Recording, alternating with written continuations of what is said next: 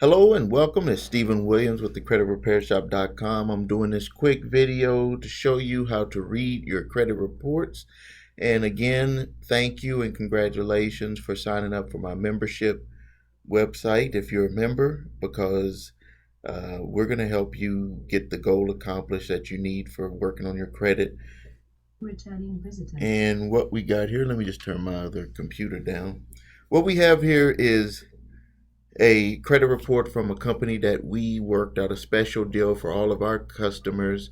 They normally charge upwards of $39.95, and some programs are $29.95 per month, and you get all three scores from all three bureaus, all the information that you would need to repair your credit. But we've worked out a deal with them for $16.95 per month, and they have a whole bunch of other benefits that go with it. I know that they have rewards programs.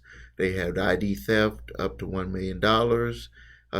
They have some other shopping type coupons and grocery coupons, some other stuff that you can take advantage on there. They got roadside assistance also with it. But so with it, I put the link on the membership page there, and it's TCRS and the number 2.procredit.com. But let's go over how to read the reports, because that's what you want to. That's the information that you want. You can see here, and I'll use this little writing thing. You can see that it has all the three reports. I'm circling here from the three bureaus, and you can see that it labels them what the bureaus consider this rating to be for this sample report here.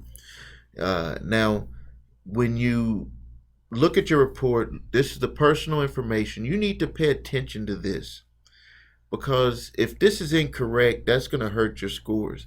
You can see that right here. Let's go with the name. You got Jonathan J. Doe. You need to check to make sure that the spelling is correct for your name with each bureau. And if you go by your middle initial, you need to make sure that that's added in there. And let me tell you why. Because if you don't, when your credit is ran and they do what's called a merge report, if anything doesn't look right, it's going to look like an alias, like this one right here.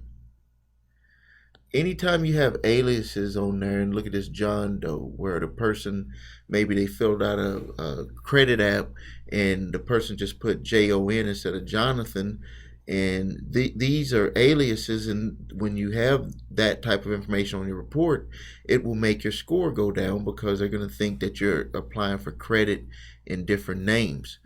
Then the next thing is you want to look at to make sure that your date of birth information is correct. You can see that it's not listed on here properly for this example, and so make sure that that's right. And then the next thing, and sometimes it may not have the date, it may just have the year, but make sure that that's correct, whatever information does have. Then with your address, make sure that your addresses are matching, and if you had old addresses, they would have been listed below here.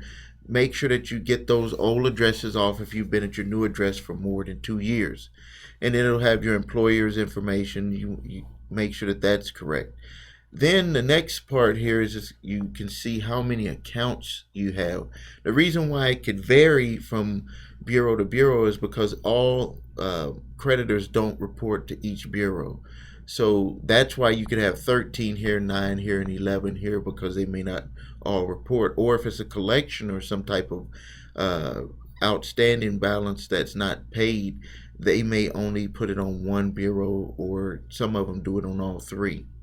The next thing here is you want to look at your closed accounts to make sure that those accounts have zero balances if they were paid off.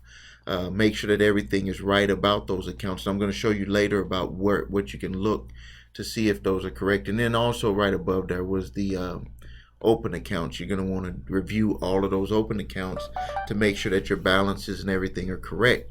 Then we had the same thing for your delinquent accounts and derogatory accounts.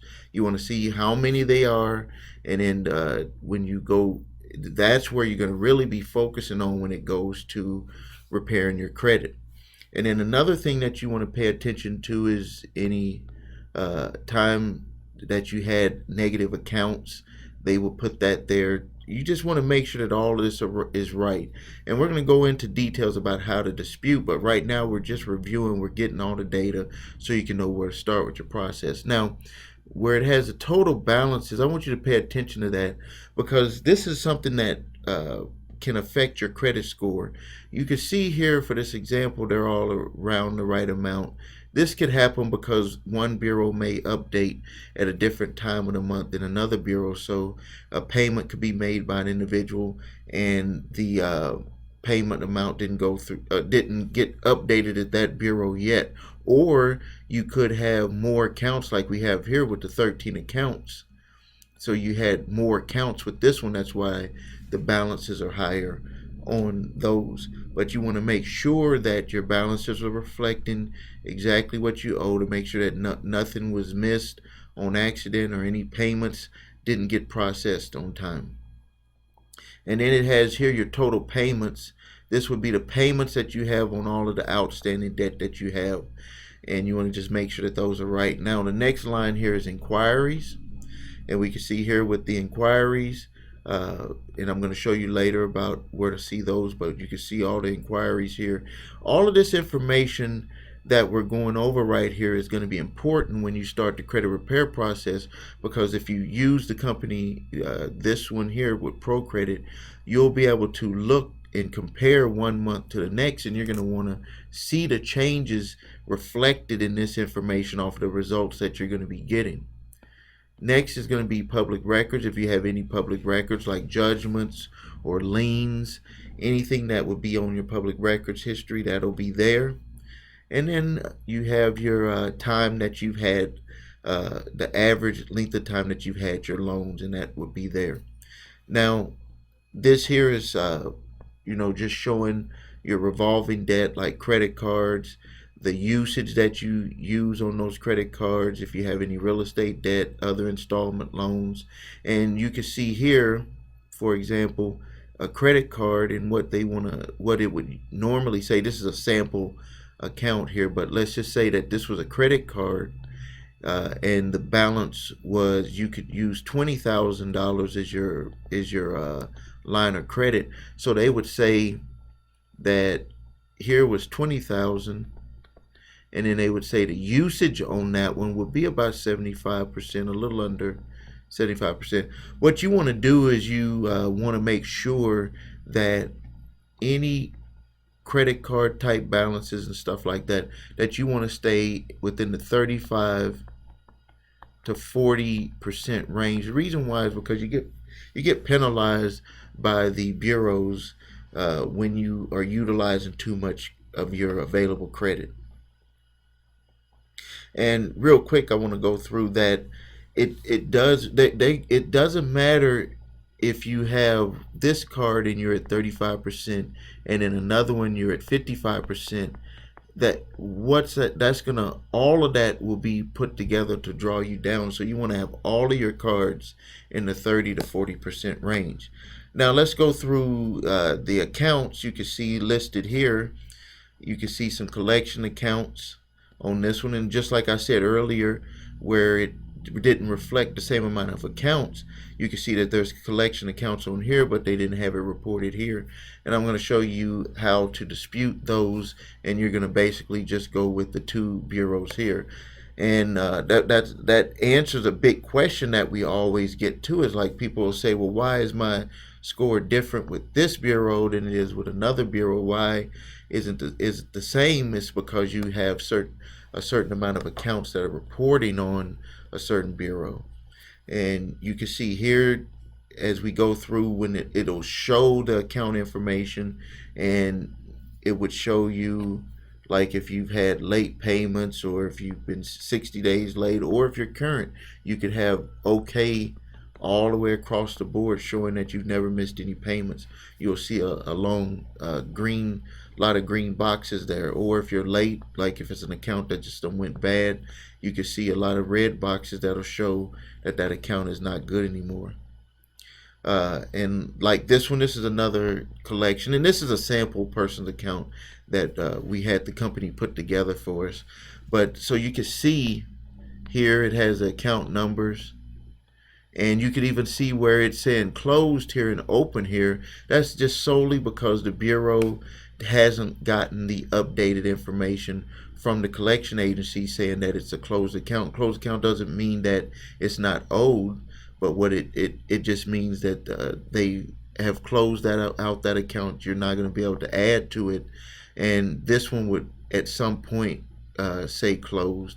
But one thing that I've noticed that with collection agencies, one thing that they don't like to do is always report unless it's necessary, because it costs them money every time that they report. So you can see here's an example of payment history that was made. It has OK all the way across, and it even shows the years right there that they've made their payments, and so that's showing good payment history. You're going to want to look through your accounts, and the ones that you know that are good, you want to make sure that they're good. The ones that you know that are collections, you want to map those out and put them aside so you can get ready to validate and dispute that information. And we can see here's another one where it was a sample collection, and we would get that information there and we'd be able to dispute it. And also you could see that in updated reports, well, later on in the report, you would also have where this information for, this is what's called a furnisher. This is who may have put it on your report, but it may be for, let's just say, for instance, it could be for a medical bill, but the furnisher, the company that they're having collected, will put it on the credit report, and then, but it's for a specific medical account, and that would usually end up right here where they might say it's a hospital or some type of emergency room visit. Some of the times they won't have any information right here because no payments were actually made to them, so they're not going to have that information. They're just going to say that it's in collections, like it's saying the status right there. And again, that same thing with those. So you would look through your entire report just to make sure that everything is right. And you can see here, this is for United Acceptance. This was a revolving account, and you can see that they had a past due amount. You can see that the balance that they had on the account, that I think for this example they should have had those reversed, but let's just go off of what they got here. So you would have the balances up top, the status of the account, that they closed the account, it's late, and I'm going to show you in later videos what to do with these types of accounts so you can get them taken care of on your credit. And there's another collection. So basically in this report, we were just showing you what you need to look for on the reports so you can make sure that you're going to be able to dispute them. And then you can see here the inquiries. And not every, like I had said earlier, not every place may do an inquiry on all reports. A lot of companies don't. Some companies do. But you can see here, and then we'll show you how to, especially if it's an inquiry that you don't remember, that you can, how you can challenge that inquiry that's on your report. And then next, and we can see there's a whole list of inquiries. Then the public records information, like that we saw, we could see that it was, so you could see that for the public records information, this is who had put it on there, but it may be for another company that they're taking care of it for. So you can see like this could be a collection agency for Verizon, but it may have this company's name is the collection agency that put it on your report. So you would have to deal with that company, which we will show you in a later video, but I'm just showing you what you're going to be looking for when you're looking through your reports. And then it's not showing on this one, but on the other, well, no, here it is right here. Sorry about that. It's going to have a section also that will give you the addresses, and I know that they've added the phone numbers for the anyone that's put anything on your credit report. So you would have that information, and in later videos I'm going to show you why that's very important, because you're going to be needing to use that information when you're starting to challenge your invalidate your negative credit. All of that information you're going to need. So we're just getting started, and thank you again for becoming a member of the creditrepairshop.com membership website, or if you are buying one of my programs or just watching this video. Thank you again.